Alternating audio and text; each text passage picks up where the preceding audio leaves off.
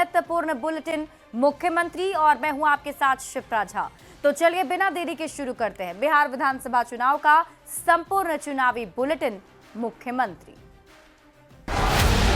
लालटेन वालों ने जंगल राज दिया, अब हम लोग कभी उसके साथ नहीं जा सकते हैं।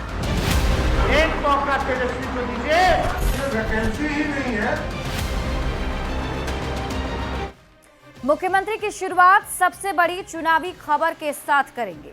बाबा साहब के अपमान को लेकर बिहार की सियासत अब तक जारी है। लालू प्रसाद के जन्मदिन को 7 दिन बीत चुके हैं, पर उनके जन्मदिन के दिन की तस्वीर को लेकर बवाल थमने का नाम नहीं ले रहा है। बीजेपी लालू प्रसाद से माफी की मांग पर अड़ी हुई है, तो आरजेडी इसे फिजूल की बयानबाजी बता रहा है।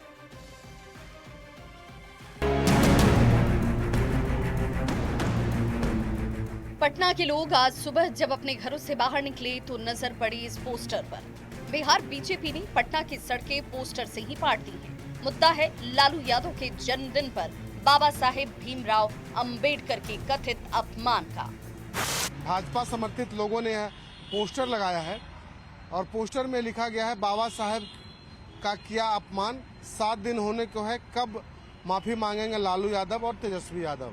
और लगातार बीजेपी के नेता इस मामले को लेकर के इस तस्वीर को, इस वीडियो को दिखाकर हमलावर हैं। 10 जून को आरजेडी सुप्रीमो लालू प्रसाद का 77वां जन्मदिन धूमधाम से मनाया गया, लेकिन इस जश्न से निकली एक तस्वीर ने सियासी तूफान को खड़ा कर दिया।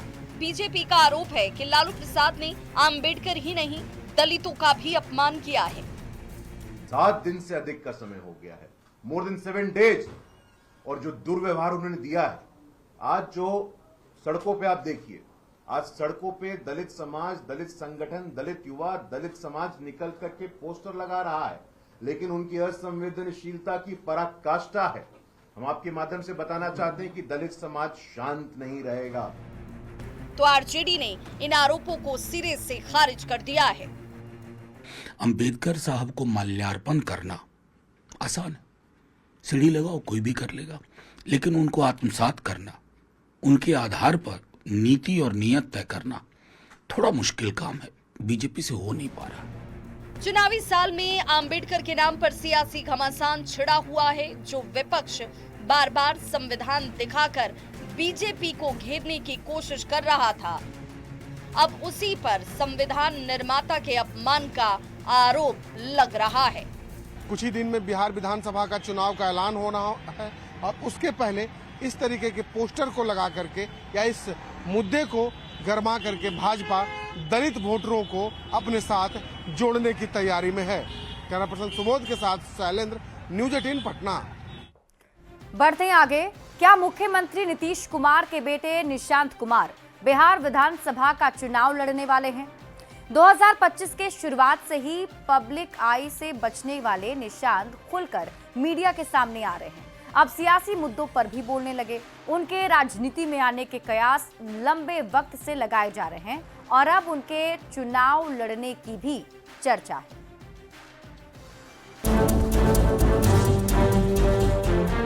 मुख्यमंत्री नीतीश कुमार के बेटे निशांत कुमार इस साल बिहार की सियासत में इस नाम की चर्चा खूब रही। वो राजनीति में आएंगे या नहीं, इसे लेकर कयास लगाए जा रहे हैं। इस बीच नालंदा से सांसद कौशलेंद्र कुमार ने मांग की है कि निशांत को चुनाव लड़ना चाहिए। इतना ही नहीं, उन्होंने निशांत के लिए इस्लामपुर सीट का भी ऑफर दे दिया है। हम हाजिर हो जाएंगे, हम तो इस्लामपुर भी ऑफर दे देंगे कि इस्लामपुर खाली है, आप आ जाइए, जिता के भेजाना हमारा काम है, हमारा दायित्व बनता है। निशांत के आने की आस सिर्फ कौशलेंद्र कुमार को नहीं, जेडीयू के कई नेताओं को है। जेडीयू विधायक विनय चौधरी कहते हैं कि नीतीश कुमार की राजनीतिक विरासत को आगे बढ़ाना निशांत की जिम्मेदारी है। नीतीश जी ने जिस तरह से बिहार को संभाला है, उसको आगे बढ़ाने के लिए अगर जिम्मेवारी बनती है तो वो निशांत जी की बनती है कि वो आवे और उसको आगे बढ़ावे। निशांत कुमार के चुनाव लड़ने की चर्चा पर सियासत भी शुरू हो गई है। पूरे नालंदा जिले की जनता नीतीश कुमार के विकास कार्यों के एहसान से दबी है। उसकी नजर में निशांत को भारी मतों से विजय बनाकर विधानसभा में भेजने से बड़ा उपहार नहीं हो सकता है। निशांत जी को देर नहीं करना चाहिए, कहीं कोई इफट नहीं। ये तो दिख रहा है कि जेडीयू के लोग घबराए हुए हैं। अब आदरणीय मुख्यमंत्री श्री नीतीश कुमार जी के सुपुत्र को चुनाव लड़ाना चाह रहे हैं कि नैया पार होगी एनडीए की। इस बार बिहार है तैयार, बनाएगी तेजस्वी सरकार। चुनावी साल में निशांत की बढ़ी सार्वजनिक गतिविधियां और जेडीयू नेताओं की मांग पर बिहार की सियासत आई है, पर निशांत कुमार चुनाव लड़ेंगे या नहीं, इसे लेकर न तो निशांत ने कुछ कहा है, न ही जेडीयू की तरफ से कोई आधिकारिक बयान ही सामने आया है। पटना से संवाददाता आनंद अमृतराज और शैलेंद्र के साथ ब्यूरो रिपोर्ट, न्यूज़ 18। देखिए, बिहार में डोमिसाइल नीति को लेकर एक बार फिर से बहस छिड़ गई है और इस बार इसकी शुरुआत तेजस्वी यादव ने की और ये ऐलान किया कि सरकार बनने पर वो बिहार में 100% डोमिसाइल लागू कर देंगे। अब तेजस्वी यादव के इस बयान पर सियासत तो होनी ही थी, लेकिन इस बार 100% डोमिसाइल कानून लाएंगे। बिहार में चुनाव होना है और उससे पहले दावों और वादों का सिलसिला तेज हो गया है। हर वर्ग से, हर समाज से वादे किए जा रहे हैं। ऐसा ही एक वादा तेजस्वी यादव ने बिहार के युवाओं से किया। 14 जून को पाल समाज के सम्मेलन से तेजस्वी ने घोषणा की कि अगर बिहार में उनकी सरकार बनी तो वो 100% डोमिसाइल लागू कर देंगे। लेकिन इस बार 100% डोमिसाइल कानून लाएंगे ताकि बाहर का लोग यहाँ ना नौकरी करे, बिहार के लोग बिहार में पूरा नौकरी पर उन्हीं का हक बने, इसलिए डोमिसाइल हम लोग लाएंगे। तेजस्वी ने यह भी वादा किया है कि वो परीक्षा का फॉर्म भरने के लिए लगने वाली फीस माफ कर देंगे और अभ्यर्थियों को परीक्षा केंद्र आने जाने का किराया भी देंगे। तेजस्वी के बयान पर जेडीयू ने तंज कसा और कहा कि अगर बिहार के लोगों की इतनी चिंता है तो तेजस्वी पहले अपनी पार्टी में डोमिसाइल लागू करें। अगर सचमुच बिहार में डोमिसाइल नीति का उदाहरण तेजस्वी जी प्रस्तुत करना चाहते हैं तो हरियाणा से आए लोगों को राज्यसभा क्यों भेजा जा रहा है? उनकी पार्टी के अंदर डोमिसाइल नीति लागू क्यों नहीं हो रही है? क्यों नहीं उनके कार्यकर्ताओं को राज्यसभा जाने का मौका मिल पा रहा है? तेजस्वी यादव जी को पहले यहां स्थिति स्पष्ट करनी चाहिए। तो बीजेपी ने कहा कि पहले तेजस्वी बताएं कि क्या उन्होंने अपनी कलम से एक भी नौकरी दी है। वो नौकरी की बात करते हैं ना, एक नौकरी बता दे तेजस्वी जो उन्होंने अपनी कलम से दिया हो। विपक्ष में रह के घोषणा करना आसान है, क्योंकि तेजस्वी को पता है कि वो सरकार में कभी नहीं आने वाले हैं। इधर कांग्रेस ने भी ये दावा कर दिया है कि चाहे केंद्र हो या राज्य सरकार, रोजगार उनकी प्राथमिकता रही है। देखिए, नौकरी देना हमेशा हमारी प्राथमिकता रही है। पहले भी जब हमारी सरकार थी हमने नौकरियां दी और आज भी लोग पेंशन उठा रहे हैं। केंद्र में हमारी सरकार रही, हमने लगातार लोगों को नौकरियां दी और आगे भी हमारी सरकार जब रहेगी हम नौकरियों को प्राथमिकता।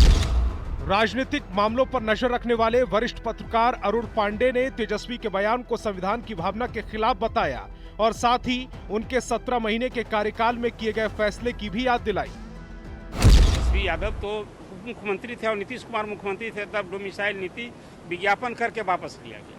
उसमें कहाँ इन्होंने विरोध किया था। आज सरकार 17 महीना बनाम 17 साल की बात करते हैं तो डोमिसाइल नीति तो इनके रहते समाप्त हुआ। उसमें भी तो श्रेय रहना चाहिए कि भाई डोमिसाइल नीति हमने समाप्त किया था। भारत का संविधान हमें इस बात की आजादी देता है कि हम भारत के किसी भी कोने में रहें और नौकरी रोजगार करें। बिहार की बात की जाए तो दूसरे प्रदेशों में रहने वाले प्रवासियों में बिहार के लोगों की संख्या काफी ज्यादा है।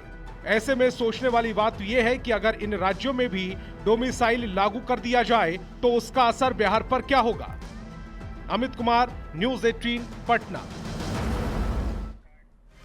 और मुख्यमंत्री में अब आपको सुनाते हैं बयान बवाली, यानी ऐसा बयान जिस पर बवाल मच गया। नेता प्रतिपक्ष तेजस्वी यादव ने एक बार फिर सरकार पर हमला बोला है और बिहार सरकार के मंत्रिमंडल पर सवाल उठा दिए हैं।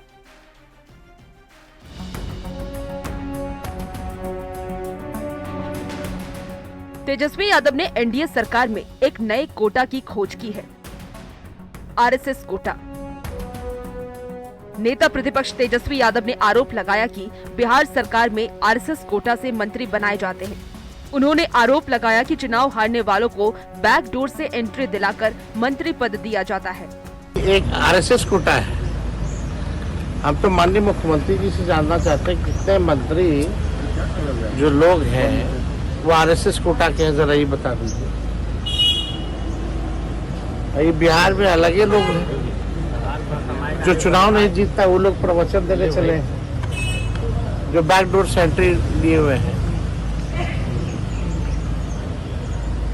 कार्यकाल खत्म होने के बाद भी 2 बार घसीट करके जो है 6 महीना के लिए मंत्री बनाया गया। ये अब्दुल बिहार वही लोग आज प्रवचन दे रहे हैं।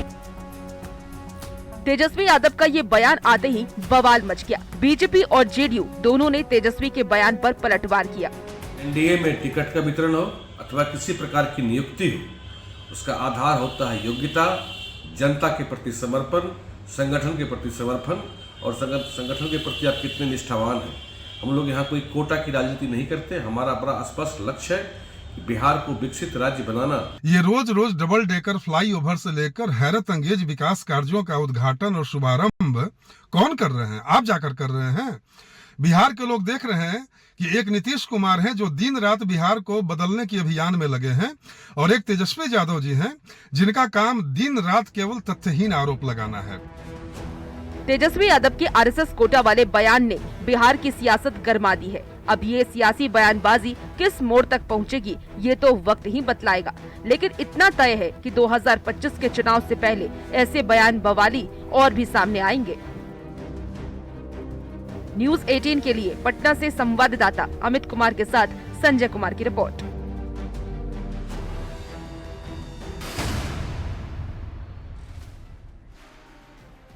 और मुख्यमंत्री में अब वक्त है एक रोचक चुनावी जानकारी की। क्या आप जानते हैं कि बिहार की महिलाओं का सबसे ज्यादा प्रतिनिधित्व संसद में किस साल रहा?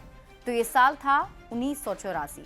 साल 1984 का लोकसभा चुनाव बिहार के राजनीतिक इतिहास में महिलाओं की भागीदारी के लिहाज से एक मील का पत्थर साबित हुआ। इस साल बिहार से कुल 9 महिलाएं लोकसभा पहुंची, जो अब तक का सर्वाधिक प्रतिनिधित्व है। तब बिहार और झारखंड एक राज्य हुआ करते थे और उस साल मोतिहारी से प्रभावती गुप्ता ने कांग्रेस पार्टी के टिकट पर चुनाव लड़ा और जीत हासिल की। किशोरी सिन्हा, जिन्हें बच्ची जी के नाम से भी जाना जाता है, वैशाली से चुनी गई। बलिया से चंद्रभानु देवी ने कांग्रेस पार्टी के टिकट पर चुनाव लड़ा और जीत भी गई। पूर्णिया से माधुरी सिंह ने कांग्रेस पार्टी के टिकट पर चुनाव लड़ा, जीत हासिल की। मनोरमा सिंह ने 1984 में बांका से सांसद के रूप में चुनाव लड़ा, जीत हासिल की। बेगूसराय से कृष्णा शाही ने कांग्रेस पार्टी के टिकट पर चुनाव लड़ा और जीत हासिल की। लोहरदगा से सुमति ओराव ने कांग्रेस पार्टी के टिकट पर चुनाव लड़ा था, उन्हें भी जीत मिली थी। पलामू से कमला कुमारी ने कांग्रेस पार्टी के टिकट पर चुनाव लड़ा, उन्हें भी जीत मिली। राम दुलारी सिन्हा ने शिवर से कांग्रेस पार्टी के टिकट पर चुनाव लड़ा और जीत हासिल की थी। और चलिए अब तेज रफ्तार में देख लेते हैं चुनाव से जुड़ी 25 खबरें। चुनाव 25।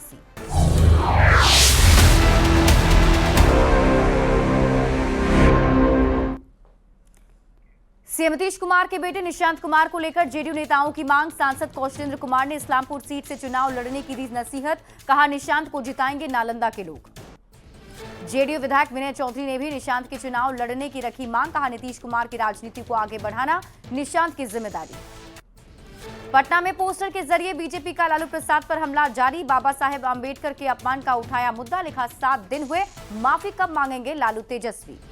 बाबा साहेब के अपमान मामले पर बीजेपी प्रवक्ता गुरु प्रकाश का बयान, लालू प्रसाद ने दलितों का अपमान किया, पूरे दलित समाज से माफी मांगे लालू। बाबा साहेब के अपमान के आरोप पर सांसद मनोज झा का बयान, कहा बाबा साहब को माल्यार्पण करना आसान है लेकिन उनको आत्मसात करना मुश्किल।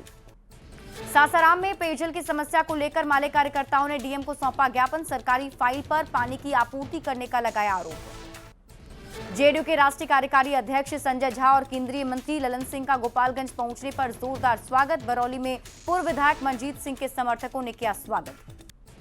सुपौल के छातापुर में ऑपरेशन सिंदूर की सफलता पर निकाली गई तिरंगा यात्रा, मंत्री नीरज कुमार बबलू समेत कई नेता रहे मौजूद। सीतामढ़ी में अति पिछड़ा आरक्षण बचाओ संघर्ष समिति का 7 सूत्री मांगों को लेकर धरना प्रदर्शन, रोहिणी आयोग की अनुशंसा को प्रकाशित कर लागू करने की मांग। न्यूज़ 18 की खबर पर मुहर, नीतीश कैबिनेट की बैठक में अनुकंपा पर नियुक्ति को मंजूरी, विद्यालय परिचारी के पद पर भी होगी बहाली। पटना में बनेंगे 3 और 5 स्टार होटल, टेंडर की प्रक्रिया जारी, 6 छोटे शहरों में होगा हवाई सेवा का विस्तार। पीएम मोदी की जनसभा को सुपर हिट बनाने में जुटा एनडीए। सिवान में हो रही बड़े नेताओं की बैठक। दिलीप जायसवाल, संजय झा, ललन सिंह सहित कई नेता मौजूद। जसोली में पीएम मोदी की सभा स्थल पर वीवीआईपी कॉटेज बनाया जा रहा है। कॉटेज में होगी कई तरह की सुविधाएं। प्रधानमंत्री मोदी के सिवान दौरे को लेकर बीजेपी की बड़ी तैयारी। पीएम 10,000 करोड़ की योजनाओं की देंगे सौगात। सवर्ण आयोग के अध्यक्ष महाचंद्र प्रसाद सिंह का गोपालगंज दौरा। एक डेरवा और मानिकपुर पंचायत में पीएम मोदी के कार्यक्रम में आने के लिए बांटा गया निमंत्रण। बिहार विधानसभा चुनाव को लेकर भागलपुर में भावी प्रत्याशी ने कसी कमर। कहलगांव में कांग्रेस नेता प्रवीण सिंह कुशवाहा ने खुद को बताया यहां का बेटा, तो आरजेडी नेता विक्रम मंडल ने पेश की अपनी दावेदारी। Giridih chamber of commerce and industry में अध्यक्ष और महासचिव पद का चुनाव संपन्न। राहुल कुमार बर्मन बने अध्यक्ष। बिहार विधानसभा के अध्यक्ष नंदकिशोर यादव ने पटना सिटी में सड़क निर्माण कार्य का किया शिलान्यास। 11 लाख की लागत से बनेगी सड़क। पटना की मेयर सीता साहू भी रही मौजूद। आयोग और परिवारवाद पर सियासत जारी। तेजस्वी यादव ने कहा मेहरारू और जीजा आयोग का भी गठन किया जाए।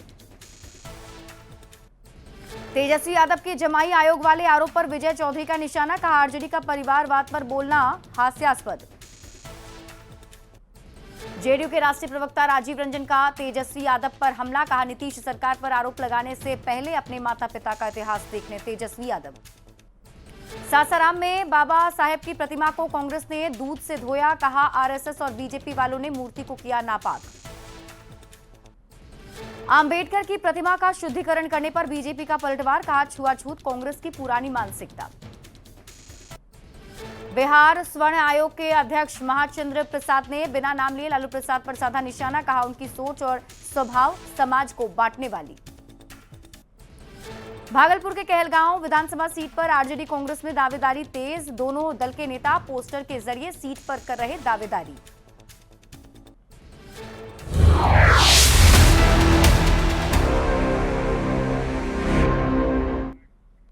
और इसी के साथ इस बुलेटिन में अभी के लिए बस इतना ही। आप देखते रहिए न्यूज़ 18 बिहार झारखंड। लालटेन वालों ने जंगल राज दिया, अब हम लोग कभी उसके साथ नहीं जा सकते हैं। एक मौका तेजस्वी को दीजिए। वैकेंसी ही नहीं है